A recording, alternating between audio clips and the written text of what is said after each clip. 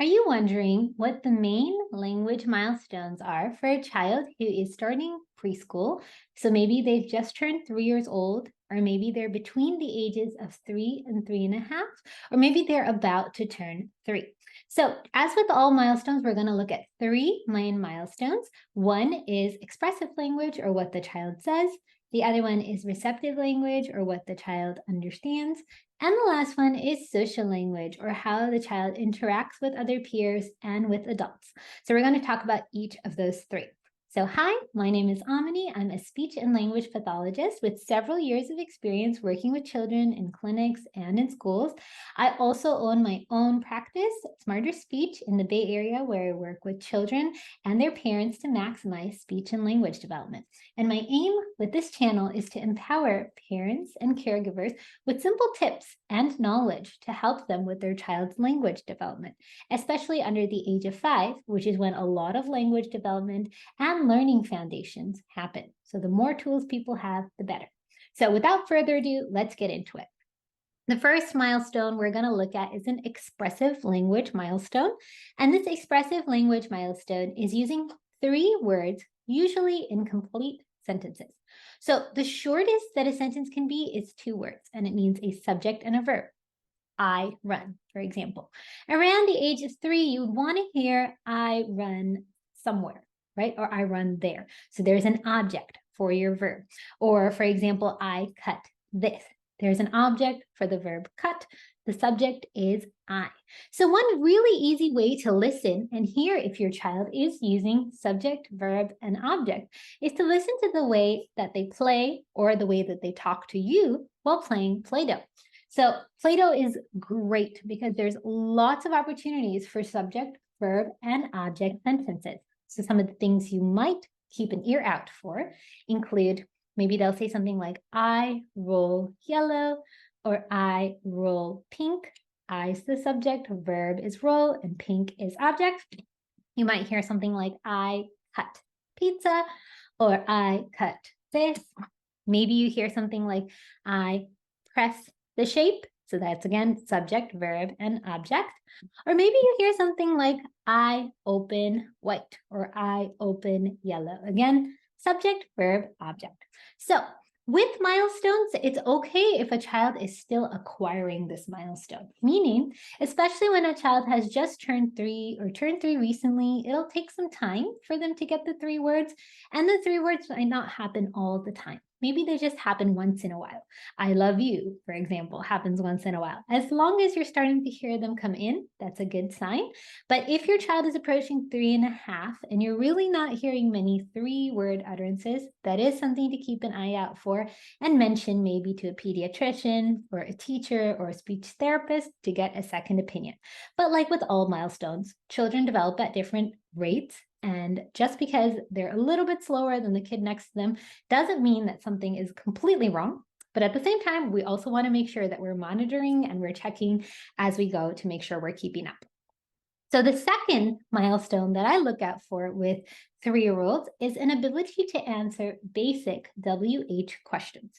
So when you hear WH questions, you'll actually hear this term a lot as your child approaches preschool because this is part of their core curriculum. A WH question has one of 3 W's: who, what, and where. Those are the main ones. There's also when, there's why. Those are a little bit more advanced, but you're looking for the most part for who, what, and where questions. And normally at around 3, a child should be able to answer these kind of separately and with some hints. So for example, say you guys are playing with these bowls and you're playing with some dinos. So here's the dinos that come with this toy. Maybe you're going to say, who gets the yellow bowl? Mommy does. Who gets the red bowl? Daddy does. Who gets this one? And then maybe your child will answer the next one, like me or baby or something like that. Usually a 1-word answer to who shows that your child is beginning to understand with context and hints how to answer a who question. So that's one that I look out for. I also look out for what questions. So maybe what is the dino doing? And maybe he's eating. So what is he doing? He's eating. Or eating. That's a way to answer it. Maybe you model it a few times before you ask the question of your child. So maybe you do this, what's he doing? Sleeping. Or what's he doing? Running, etc. And then maybe after the third or fourth time, your child might answer, what's he doing, with at least one word, showing that they're able to understand what in the context that you are providing. So that's a what question.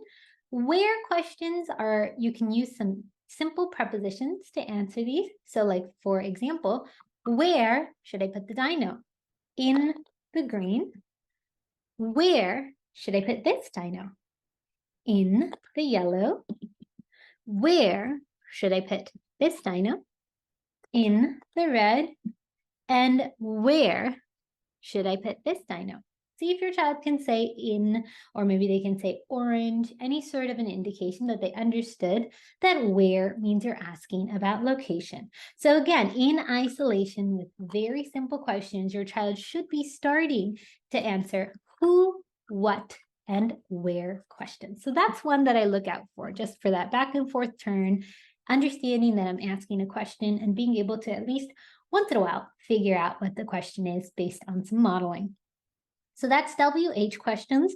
The last thing that I look for, the main milestone, as soon as I walk into a room or a house and I see a preschooler or a 3-year-old, is I look for the child's ability to play with somebody for an extended period of time, often on a simple board game.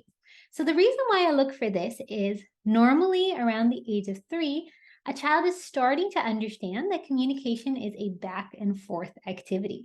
So you say something, somebody else says something, or you do something, your friend does something. The child starts to interact instead of just playing parallel like they did when they were around 2 years old.